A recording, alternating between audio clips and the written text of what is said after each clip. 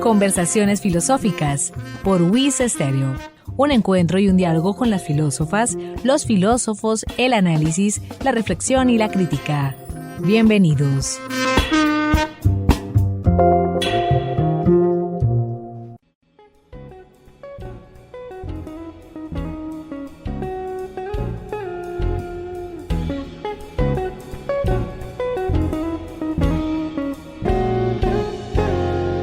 Amables oyentes, bienvenidos a Conversaciones Filosóficas desde la Escuela de Filosofía de la Universidad Industrial de Santander, un espacio de encuentro, de análisis y de diálogo, con las filósofas, los filósofos, la reflexión y la crítica.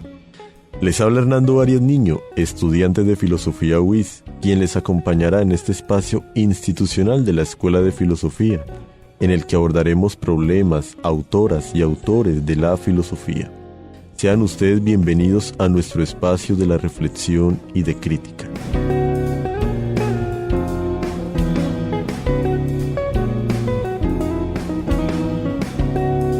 Hoy exploraremos un tema que nos conecta profundamente con nuestra esencia biológica, la diversidad en conceptos de género y sexualidad.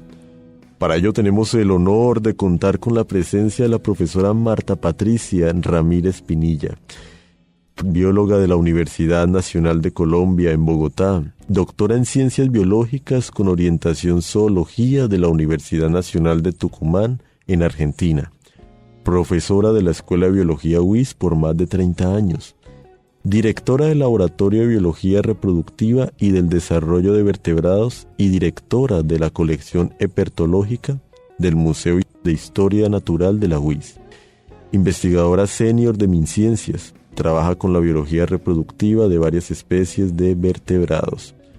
Estimada profesora Marta, bienvenida. Muchas gracias de nuevo, contenta de estar aquí con usted. De verdad quedamos con más ganas, como quien dice, de poder profundizar estos temas que la biología nos permite dialogar, hablar, profundizar. Y de verdad agradecemos, estimada profesora Marta, por el tiempo que dispones para compartir todo lo que has podido investigar en todo este tiempo, porque al fin y al cabo 30 años, más de 30 años que ha sido tu vida, esto justamente que una parte, lo que hemos dicho, tanto el primer programa que se emitió anteriormente y este segundo programa que nos vas a compartir el día de hoy. Para comenzar esta especial emisión, vamos a compartir el siguiente fragmento. La diversidad sexual en los seres humanos se ve reflejada en la vasta complejidad y belleza de la vida en todas sus formas. Estimada profesora Marta, ¿qué nos quiere decir este fragmento? ¿Por qué traerlo a colación en el programa del día de hoy? Porque el estudio científico de la reproducción y la evolución de la reproducción nos ha mostrado que, como otros muchos caracteres, ¿cierto?, hay mucha variabilidad, y esa variabilidad se ve reflejada no solamente en la naturaleza que observamos fuera de nosotros, pero también en nuestra propia especie. Esa variabilidad nos enriquece y permite que evolucionemos y además permite que nos mantengamos en el tiempo. Entonces hay que celebrar la diversidad, así como celebramos que somos ricos en especies animales y vegetales en el país, hay que celebrar nuestra diversidad también. Antes de entrar a una breve pausa, estimada profesora Marta, quisiera que aprovecháramos el programa del día de hoy para generar una cuestión al pensamiento a nuestros oyentes. Amablemente, estimada profesora, ¿qué desearías plantearnos en el programa del día de hoy antes de la pausa? ¿Por qué se cree que evolucionaron la diversidad de orientaciones y comportamientos sexuales en el hombre y su comparación con otros animales? Ya regresamos.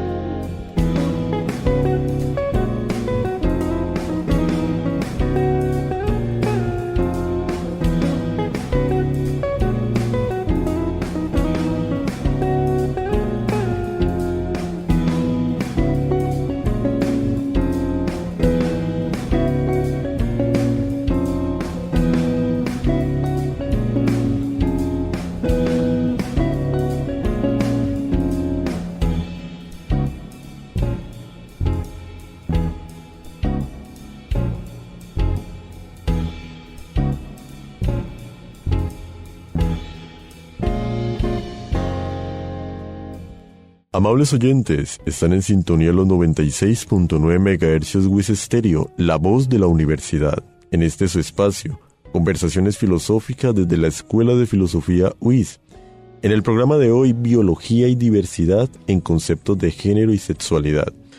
Antes de entrar en materia, estimada profesora Marta, ¿qué podrías decirnos alrededor de la pregunta anteriormente planteada?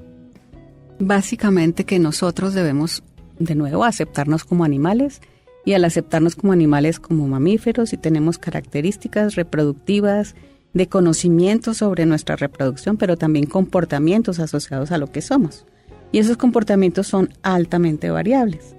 Entonces, una cosa es el sexo que nos atribuimos al nacer, que es la concepción del género sexual, digamos, inicial, cuando nacemos, si nacemos con genitales y ovarios o genitales o testículos. Y otra cosa es cuando llegamos a cierta conciencia de lo que somos, cómo nos sentimos. Es decir, hay una disociación, no siempre, pero en muchos casos hay que aceptarlo, hay una disociación entre el sexo biológico y la orientación sexual. Es decir, cómo nuestro cerebro concibe lo que somos. Y biológicamente se puede explicar las dos cosas. Aquí, mil gracias de antemano inclusive por aclarar, estimada profesora Marta, también como esos mismos conceptos, sexualidad, sexo, género, cómo responde la biología frente a estos mismos conceptos, válgame la redundancia, que traemos a colación en el programa del día de hoy. Hay algo, estimada profesora Marta, y es que ha sido la propuesta de este programa mismo, de este programa radial, que es escuchar todas las voces. Aquí consideramos que todos tenemos algo que decir. La ciencia, las humanidades, ingenieros, allá también, las ciencias de la salud y demás. Ya partiendo de esta aclaración, estamos viendo en este orden de ideas unas dinámicas sociales muy interesantes al respecto. En este caso, la cultura y la sociedad juegan un papel fundamental en cómo entendemos y definimos el género. Estimada profesora Marta, ¿cómo influye el acondicionamiento cultural en nuestra percepción de los conceptos de género? Y también sumado a esta primera pregunta, ¿qué papel juega la biología en estas dinámicas? Bueno, nuestros conceptos de género vienen desde siempre, pero el siglo pasado comenzamos a ser conscientes de que los estamos estudiando. Y los primeros que comenzaron a explicar nuestra sexualidad fueron desde las ciencias sociales. Luego la genética comenzó a explicar cómo es que se forman los órganos sexuales y a asignar entonces el sexo biológico en dos categorías. Durante mucho tiempo había como una separación entre los dos.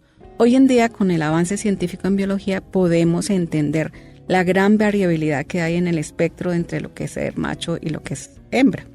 Entonces, y además estamos viendo en la naturaleza múltiples ejemplos de casos diferentes, como los dije en el programa pasado, en donde no hay una opción binaria, sino hay opciones diferentes que existen en la naturaleza, que se justifican y se explican biológicamente y que todas propenden por la reproducción y el mantenimiento de la especie. Entonces ambos conceptos son válidos y en realidad tenemos que unirlos.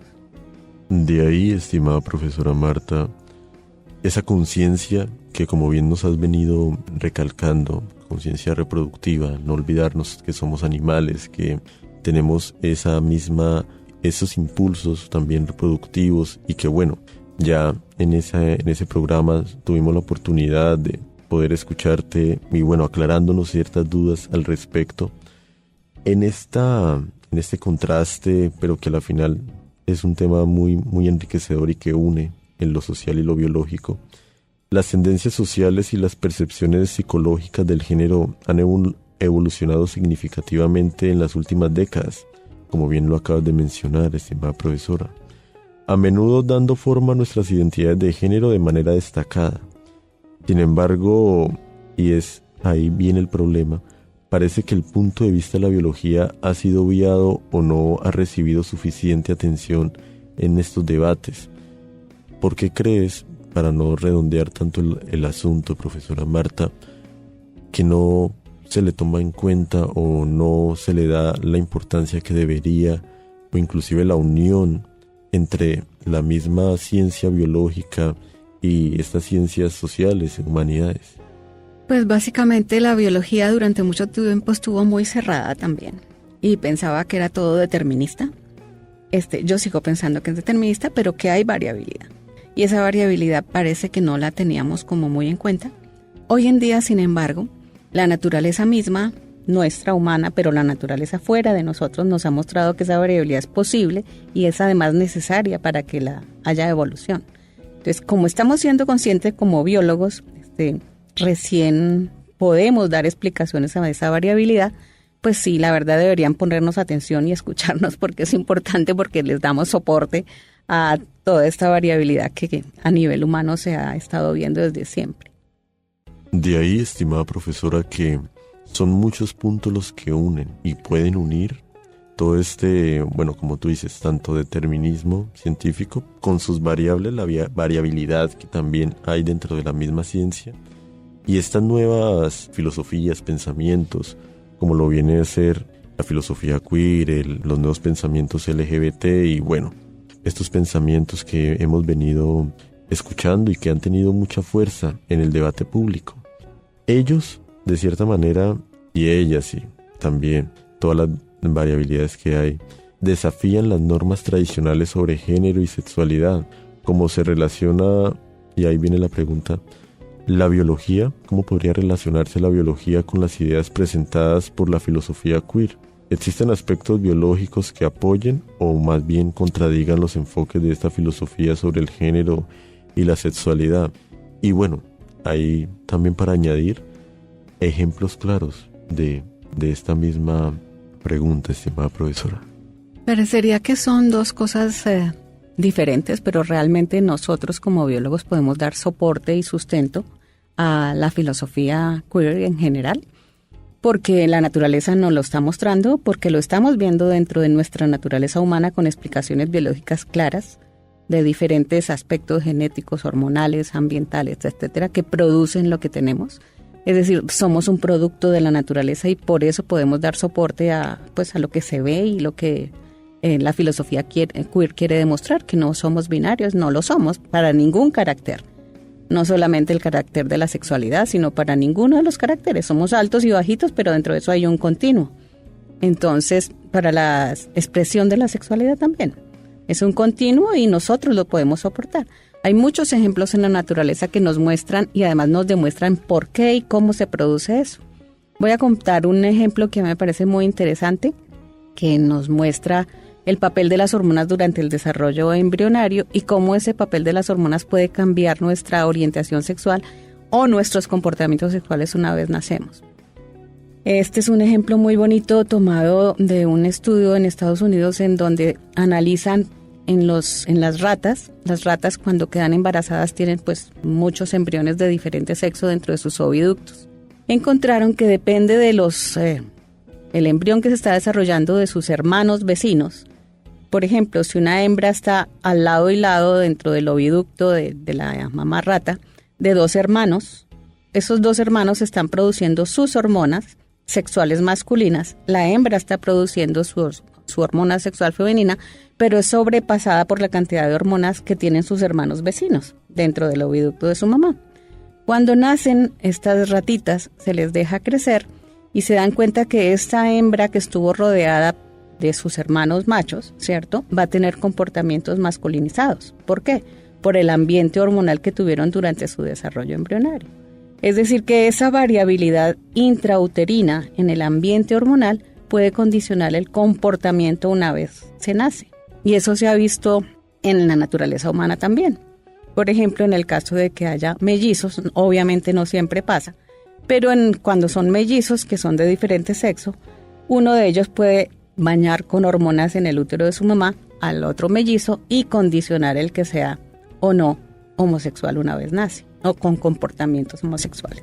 Otros ejemplos en la naturaleza que son convenientes para la evolución de la especie. Por ejemplo, hay una especie de serpiente norteamericana del Canadá que está hibernando, digamos, cuando llega la primavera salen a reproducirse. Dentro de esas serpientes existen dos tipos de machos. Unos machos muy decididos a copular a las hembras ellos hacen una cosa que se llaman bolas de reproducción, se reúnen todos en el mismo punto y hacen como si fueran unos espaguetis, pero de serpientes. En ese caso, los machos están ahí peleando por acceder a las hembras llegan a esas bolas de reproducción, se meten dentro de las bolas de reproducción y los machos usualmente las copulan. Pero existen otro tipo de machos que les hemos llamado she-males, que quiere decir ellas machos, que son machos que tienen un fenotipo, es decir, su cuerpo, su olor, parece una hembra, se meten en las bolas de reproducción, engañan a los machos, muy machos, y terminan siendo ellos los que terminan copulando con las hembras. En ese desorden que es una bola de reproducción, ellos son los que van a tener éxito genéticamente hablando. Entonces ellos se mantienen en las poblaciones porque finalmente dejan descendientes, pero se comportan, se ven, huelen como si fueran hembras. Es decir, en la naturaleza hay muchos ejemplos que pueden ser útiles para la filosofía queer, para justificar que existe y en el hombre también existe. Entonces, eso que pasa en la naturaleza también pasa dentro de la naturaleza humana, y lo que quería hacer resaltar es que la sexualidad es un carácter continuo. Entonces podemos encontrar, así como encontramos lo que les decía, altos y bajitos, ojos azules, ojos cafés, no son los dos únicos que existen verdes, cafés más claros y demás. La sexualidad, a pesar de que usualmente, aunque hay, en la naturaleza también se pueden encontrar hermafroditas, usualmente se nace o con testículos o con ovarios, puede haber un montón de factores ambientales durante el desarrollo o genéticos que hagan que la expresión de esa sexualidad a nivel cerebral y física sea diferente, y por eso hay variabilidad. Entonces estamos sustentando, digamos, con ejemplos de la naturaleza y en el mismo ser humano, de que esa variabilidad es tan válida como cualquiera, y hay que celebrar que existe esa variabilidad y aceptarla y apoyarla. En eso, digamos, sí estamos muy de acuerdo, en especial con lo último, estimada profesora Marta. Ahí quisiéramos un paréntesis, porque hay algo que me llamó mucho la atención también dentro de todos estos ejemplos concretamente, y es posible tener quizás, por ejemplo, tanto a un hombre o a una mujer, en este caso un hombre con un aparato reproductor claramente masculino, pero con, digamos, hormonalmente o mentalmente con otro tipo, digamos, en este caso femenino mentalmente. Claro, hay poblaciones humanas en donde se ha encontrado, de hecho, grupos humanos en donde se ha encontrado eso. Hay un ejemplo muy interesante, creo que es en República Dominicana, en donde nacen niñas. Cuando llegan a la pubertad, comienzan a producir hormonas masculinas y cambian radicalmente. Se desarrolla el pene, se desarrollan testículos, es como si hubiera retrasado su desarrollo reproductivo hasta que llegan a la pubertad. Entonces, durante mucho tiempo se les trató como niñas, pero cuando llegan a la pubertad, la cantidad de hormonas que salen en esa época de la pubertad hace que salgan mucha testosterona, entonces es como si fuera un cambio de sexo sin quererlo, muy natural, ¿cierto? Y eso se ha estudiado, es muy, muy interesante, los médicos lo han estudiado muchísimo. Se puede encontrar, pues, como para cualquier otro carácter, una variabilidad grande, y esa incluye, por ejemplo, tener un cuerpo de una manera, pero con una mentalidad de otra. De hecho, han encontrado los centros en el cerebro que pueden ser variables, y han encontrado que cuando hay disforia de género, yo puedo tener un cerebro del género que yo creo que tengo, y ahí realmente se ha visto los puntos del cerebro que son diferentes. Es decir, hay una base anatómica funcional que me justifica por qué me siento diferente al sexo biológico genital que tengo. Pero de ahí, porque es muy, muy, muy interesante ese mismo debate. Entonces, digamos, si tiene mentalidad, en este caso, pues, por poner un ejemplo binario, de femenina, pero con aparato reproductor masculino, entonces no es necesidad última su reproducción al fin y al cabo. O más bien ahí viene a jugar es el placer propiamente, ¿o no? Simplemente existen. Ahora, que se puedan o no reproducir es otra cosa, porque biológicamente si tienen el aparato sexual produciendo células se pueden reproducir. Entonces son dos cosas diferentes. Una cosa es, eventualmente se pueden reproducir, sí. Que se sientan del otro género es otra cosa. Las dos cosas son importantes, ¿cierto? Y a las dos cosas hay que darles la posibilidad de que existan. De ahí, ya antes de finalizar, estimada profesora Marta, aprovecharía inclusive estos espacios también coyunturales que se han estado dando a nivel mundial, y es por ejemplo en los Juegos Olímpicos, lo que se vino a dar a entender con la misma atleta argelina del boxeo propiamente, que es algo que despertó un debate muy interesante en las redes, y es el exceso de testosterona, que bien nos acabas inclusive de tocar con otro ejemplo, pero realmente ahí qué podríamos entender por eso. O sea, si no es trans, tiene exceso de testosterona, pero físicamente pues no es similar quizás a las mujeres europeas y demás. Antes de finalizar, estimada profesora Marta. Pues es parte de la variabilidad. Hay mujeres que tienen niveles más altos de testosterona, hay momentos en los cuales se tienen niveles más altos de testosterona, y los niveles de testosterona determinan una serie de características sexuales secundarias importantes. Es muy posible que esa persona sea una mujer, ováricamente hablando, en sexo biológico. Es posible que su mente sea también femenina, pero también es posible que esté produciendo mucha testosterona por alguna irregularidad, o de pronto es normal. Porque, por ejemplo, cuando se tienen problemas a nivel ovárico, se puede producir más testosterona a lo normal. Como yo les dije, eventualmente hay testosterona ovárica, o porque las suprarrenales, que también la producen, están produciendo por alguna circunstancia más testosterona de lo que debían. Es decir, es normal. Ahora, no sé si sea normal el hecho de poner a competir una persona con esos altos niveles de testosterona y la morfología que tenía con una muchacha del mismo peso, pero que pues no va a poder competir tan fácilmente. Ahí está el problema a resolver. Ahí queda el debate abierto, pero realmente quería aprovechar como el espacio para poder dialogar al respecto, porque es interesante ver también esas variabilidades también en la misma biología, sobre todo también en la misma, digamos, sexualidad propiamente, y las dinámicas sexuales biológicas internas que uno tiene. Estimada profesora Marta, de verdad ha sido un verdadero placer, un privilegio inclusive, poder contar con su conocimiento y perspectiva en este programa. Agradecemos enormemente su tiempo y disposición para compartir con nosotros en este programa, de aquí más allá de la Escuela de Filosofía, de la universidad, de un programa ampliamente al gran público en general. Muchas gracias a ustedes. De verdad, estimada profesora Marta, esperamos otros programas aquí, aunque ya su merced, ya tendrás otras dinámicas y demás a futuro. Esperamos también poder volver a contar con tu presencia. Amables oyentes, llegamos al final de esta edición de Conversaciones Filosóficas desde la Escuela de Filosofía UIS.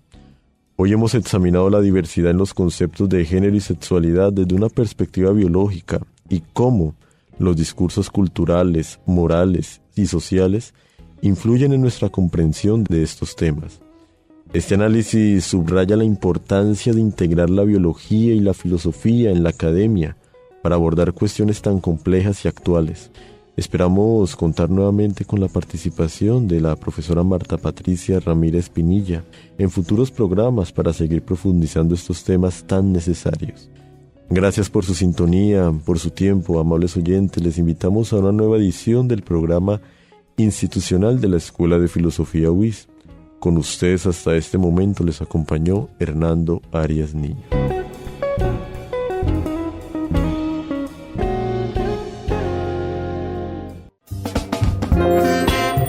Emisora UIS presentó Conversaciones Filosóficas, espacio radial institucional de la Escuela de Filosofía UIS.